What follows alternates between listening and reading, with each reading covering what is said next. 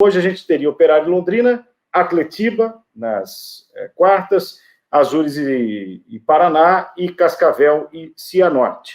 Se o Cascavel recupera os pontos, esses confrontos todos mudam, né? Então, acaba que é fundamental também que a Justiça Desportiva defina logo se vai ter como recuperar os pontos ou não. Como vai provavelmente para a instância superior, também é possível que tenhamos essa confusão no Campeonato Paranaense. Para o clássico, duas situações. O Curitiba perdeu para o Cascavel, mas entendo que o processo evolutivo dessa equipe está caminhando bem na mão do Gustavo Morínigo. As ideias de jogo são muito claras. Nesse jogo contra o Cascavel, que é um time qualificado, que jogou a Copa do Brasil, que foi eliminado pelo Avaí na Copa do Brasil e que é o adversário do Atlético agora, o Avaí, na Copa do Brasil também. O Operário, o Coritiba e o Cascavel têm apresentado o estilo de jogo mais firme deste campeonato. São as equipes que menos oscilam. Elas podem ter pendências técnicas, né, de carência de jogadores, mas estrategicamente falando, os três treinadores, né, o Tcheco, que está no Cascavel, o Matheus, que está no Operário, e, claro, o Morínigo, no Curitiba, conseguem dar uma ideia de jogo clara. Qual foi o grande problema do Curitiba diante do Cascavel? Há um espaçamento no meio, porque essa formação, né, com o Jesus de um lado, o Rafinha centralizado, o Vagninho de outro e o Léo Gamalho no meio, é uma formação leve, uma formação ofensiva e que vai dar espaços, mesmo você tendo um jogador pegador, como é o William, no meio campo. Então, o time que conseguir botar jogadores ali entre essas linhas, quando o Curitiba não tiver a bola, ele vai sofrer. E se algum time conseguir se impor nesse ritmo, vai ser um problema contra o Flamengo. Eu acho que esse tipo de formação não deve ser usada contra o Flamengo. O Curitiba, para tentar sobreviver nesse confronto, tem que ser mais cauteloso, mas é um time muito leve. Agora, em linhas gerais, dentro da proposta do Curitiba, que é subir a Série A do Campeonato Brasileiro, me parece que a coisa vai caminhando. Obviamente que a derrota em casa não agradou, foi a segunda na competição, e que também, se perde o Clássico Atletiba, muita coisa vai ser levantada em dúvida, até porque a situação do Atlético, sim, esta é ruim, e é ruim de duas formas. Porque o time secundário, né, o time de aspirantes, é o pior time dos últimos tempos, e devo dizer aqui que muito graças ao treinador, porque os jogadores em si têm potencial, né, eu vou falar um pouco sobre isso também, mas acho que a atual gestão técnica do Atlético, que nasce na cabeça do Paulo Autuori, e vai passando ali pelo Bruno Lazzaroni e pelo Antônio Oliveira, ela está muito pobre de ideias, né? Mas é muito começo, é difícil treinar e tudo mais. Bom, é começo para todo mundo.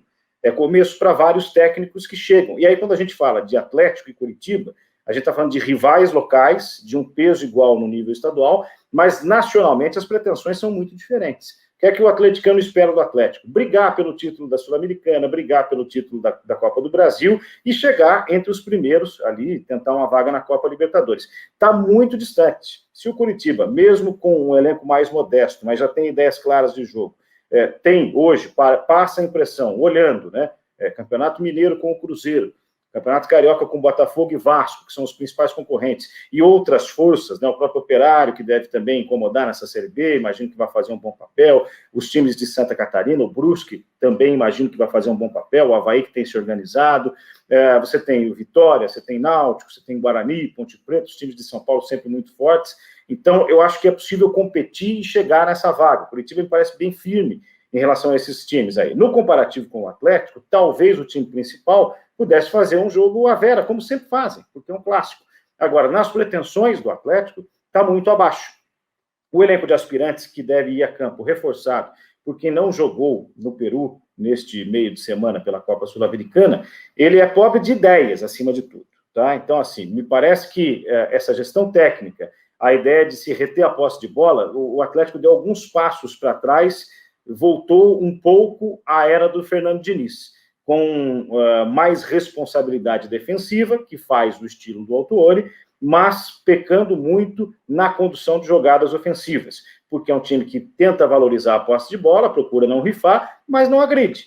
A principal mudança de paradigma entre 18 e 19, que o Atlético conseguiu obter com a chegada do Thiago Nunes, e eu vou guardar esse comparativo para já também, foi o poder ofensivo, coisa que a gente já nota no Grêmio. O Grêmio é mais vertical já com o Thiago do que vinha sendo com o Renato, não aquele Renato bem-sucedido, mas esse Renato mais recente, né? Então, eu pude transmitir o jogo do Grêmio contra o Lanús, houve um momento de oscilação naquela partida, mas o Grêmio saiu de lá com o resultado merecido, porque é um time que, quando tem a chance, ele agride. O Atlético não agride. O jogo contra o Melgar ontem foi um retrato, e isso se vê também no time de aspirantes, que tomou um gol questionável no jogo contra o Azures, né? Eu vi o lance, não tenho certeza se a bola entrou ou não. Colegas de imprensa que foram transmitir o jogo lá garantem que a bola entrou, o Bandeira correu para o meio, mas é uma bola difícil, seja como for, tomou aquele gol e não conseguiu reagir. Foi completamente envolvido pelo Azures. Então, é um time pobre de ideias e que tem bons valores, né? Você tem ali Mingote, que já jogou no principal, já o Luan Patrick andou falhando, mas é um jogador que pode ser interessante.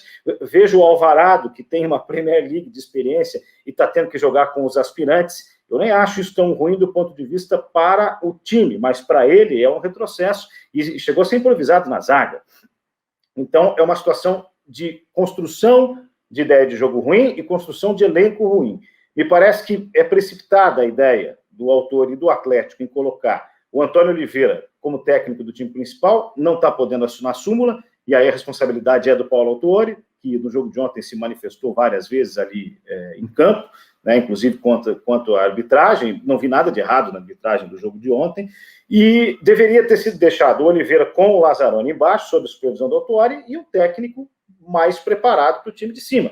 Porque hoje a mesma ideia própria de jogo que você vê no time de cima, perdão, mas com uma carência técnica muito grande no time principal, porque falta qualidade para as pretensões do Atlético na temporada.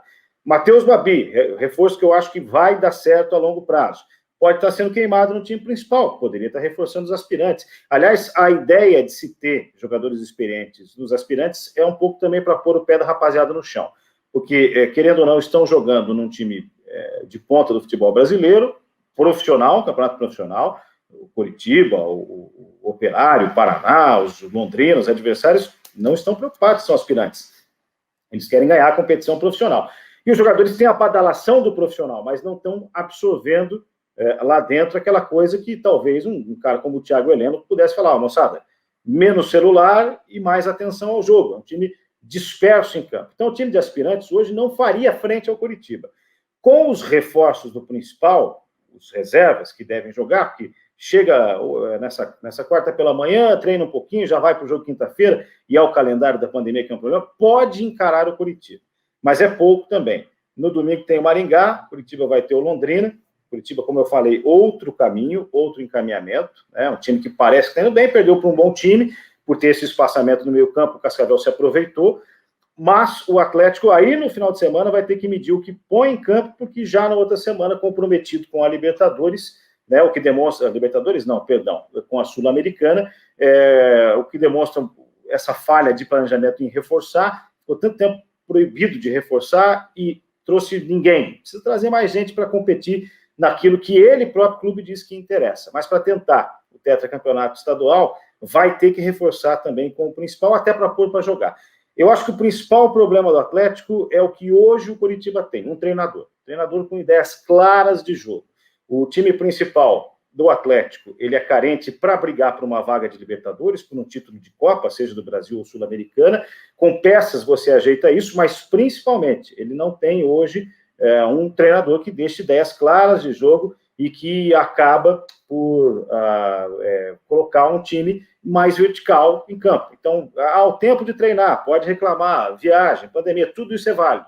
Mas outros clubes têm isso, foram buscar profissionais mais experientes e conseguem dar esse retorno. Para não ir muito longe, vou citar o Hernan Crespo. Mas custa caro. O Atlético teve um dos maiores superávites do Brasil. O clube de futebol é para dar lucro para quem? É para você fazer um investimento no time. Então, você pode buscar um Ariel Roland, por exemplo, que estava no Santos, saiu por problemas com a torcida, para colocar esse time com jovens para jogar. E puxar o Oliveira junto com o Lazzaroni para o time de baixo, que se é para fazer experiência, né, que é o time de aspirantes, então que se faça experiência com o time que não é o principal e que tem pela frente esse clássico. Eu acho que o Coritiba é levemente favorito para o jogo, tá? Por ser na Arena da Baixada. No ano passado, nós tivemos um clássico no Couto Pereira com o time do Coxa principal e os aspirantes do Atlético. 4-0, passou batido, foi no início da pandemia, aliás, foi o dia em que decidiu se paralisar o futebol no Brasil. Depois, quando vieram as finais, o Atlético usou o time principal, a pedido do Dorival, para poder movimentar a equipe, e acabou sendo o campeão. Nesse ano, corre-se o risco, pela tabela de classificação, de ficar de fora das finais, tá? Então, e até corre um risco de rebaixamento, o que eu, na prática, não acredito, mas acho que é possível, sim, ficar de fora das finais, né? Você tem o Atlético ali em 7º, o Londrina em 8º, aí Toledo e Maringá com 8 pontos, 1 ponto abaixo. Tem confronto direto entre essas equipes, o Atlético pega o Londrina, pega o Maringá, então não será um espanto se o time do Atlético seguir com esse time de aspirantes, que é o mais fraco dos últimos anos, por conta de não estar bem treinado e de faltarem peças experientes, pode ser eliminado já na primeira fase do Campeonato Paranaense. Acho que o Curitiba tem um favoritismo, não sei se para fazer 4-0 ou 5, como fez no Paraná, mas de impor o seu jogo, porque tem ideias claras de jogo, então vai chegar na Arena da Baixada, apesar da derrota nessa segunda-feira, mais pronto para um confronto, e do lado do Coxa, claro que existe uma gana por esse estadual, há uma mudança de diretoria, um selo de título é muito importante, então, para mim, o panorama do Atletiba é esse. Repito, hein? O Atlético precisa de um treinador pronto para o time principal, e se quiser fazer experiência, não é toda hora que você revela Bruno Guimarães, não é toda hora que você acha um Rony, que você acha um Renan Lodi, que você consegue buscar um atacante experimentado como o Marco Ruben, e principalmente, muita gente fala, porque o Thiago Nunes era do time de baixo, ganhou oportunidade, qual a diferença para o Oliveira? Bom, o Thiago Nunes passou por mais de 30 clubes na carreira, chegou já campeão estadual do Acre, por exemplo, ao Atlético, e foi campeão com os aspirantes, então ele passou por uma aprovação de estágio no próprio Atlético até assumir o time. O Oliveira não tem essa experiência, então é uma conta cara, uma aposta alta para se pagar essa conta, né? E é essa a diferença que eu vejo dos rivais para este clássico, principalmente de quinta-feira, que pode ter consequências para ambos. Eu não acho que uma derrota para o Curitiba vai mudar muita coisa. Se jogar com o time de aspirantes e vencer, o Atlético vai sim causar um estrago, que vai levantar mais dúvidas ainda, depois da derrota do Cascavel, mas me parece que o plano do Curitiba está muito solidificado. Apostou no Morínigo, deixou, ele já conheceu o time no Brasileiro, aquela reta final, existe uma ideia clara de jogo, ou existe uma carência também, né? Claro que num clássico as coisas podem acontecer diferentes, mas não acho que vai prejudicar. No Atlético, também, supostamente, o estadual não pesa, né? Então, é um campeonato descartável, mas já seria a terceira derrota seguida numa semana, uma ameaça de eliminação, e principalmente o time ganhou do Paraná, por exemplo, sem convencer. Os dois times são muito fracos, essa é a grande verdade. Ganhou o que aproveitou a única bola.